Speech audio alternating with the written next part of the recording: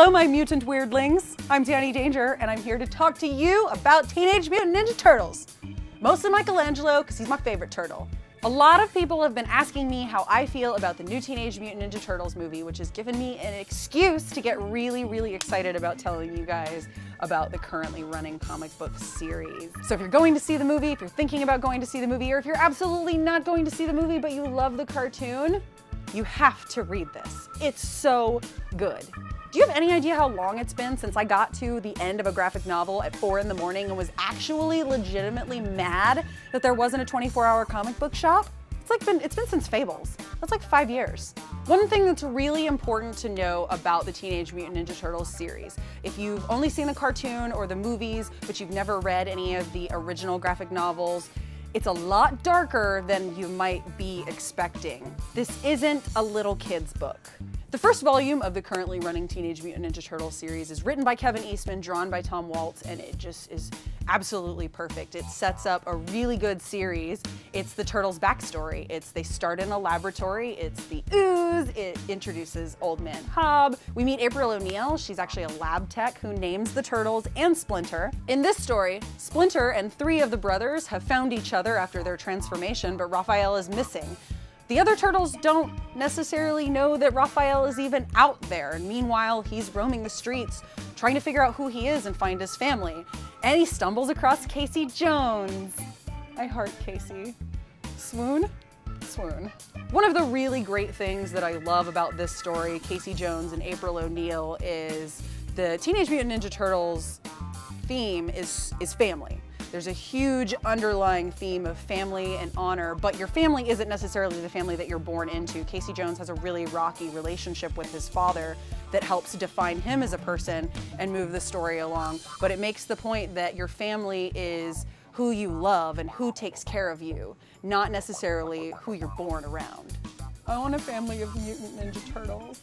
The artwork in this series is absolutely breathtaking. It's dark, it's gritty, there's a lot of really deep, dark, rich color, but the art moves itself in such a way that really lends to the fast-paced movements of martial arts. So it's really feasible, and it's eye candy to look upon.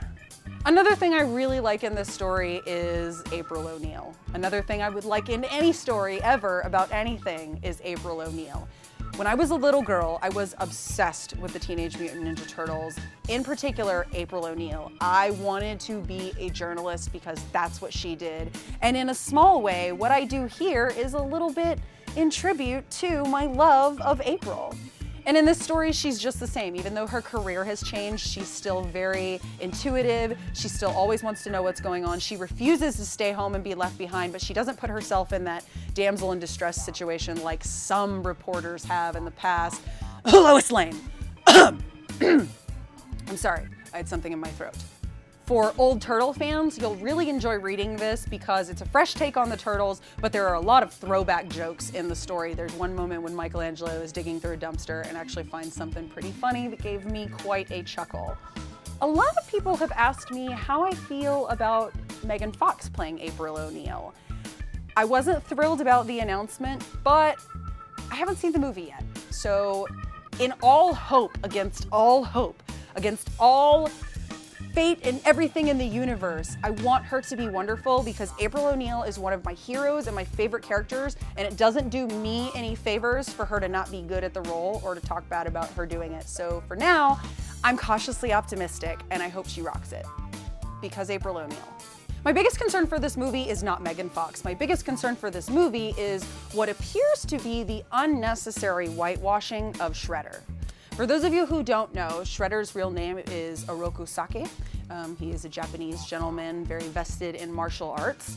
And normally I wouldn't be too upset about them whitewashing a villain because on the flip side of this, if you're only culturizing your bad guys, that's not doing diversity in media any favors either. But Oroku Sake has a very complicated relationship with a gentleman named Hamato Yoshi. And in 2 different versions of the comics, in some versions, Hamato Yoshi owns Splinter. In this comic book, Hamato Yoshi is actually a past incarnation of Splinter, and his sons are the 4 turtles.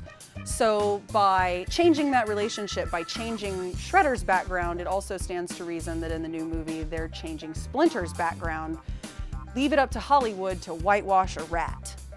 I'm really wondering how something that's so important in the Turtles stories, Japanese themes of martial arts, honor, family, how those things are going to be reconciled with 2 whitewashed characters and a completely different cultural backdrop. Regardless of how you feel about Megan Fox or Michael Bay or any Teenage Mutant Ninja Turtles thing that may be happening right now, you should read this graphic novel.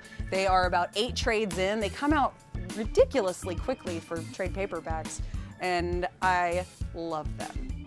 I can't recommend them highly enough. I've kind of been sitting on my hands for the last 2 months waiting for this movie to come out so I could review the book. There's that thing that I really wanted to do and have always wanted me doing it on the internet. Teenage Mutant Ninja Turtles, Teenage Mutant Ninja Turtles, heroes on a half shell, turtle power! Because I needed to do that. Really needed to get that out of my system. I feel better. Don't you? Hey, I'll sing more 90s cartoon theme songs if you like, share, and subscribe. I promise, I will. In fact, you can make requests down below in the comments. A special thanks as always goes out to Austin Books and Comics for actually recommending this comic book in like a fell swoop. I mean, I had like 5 people who were like, "You're not reading Teenage Mutant Ninja Turtles? What's wrong with you?"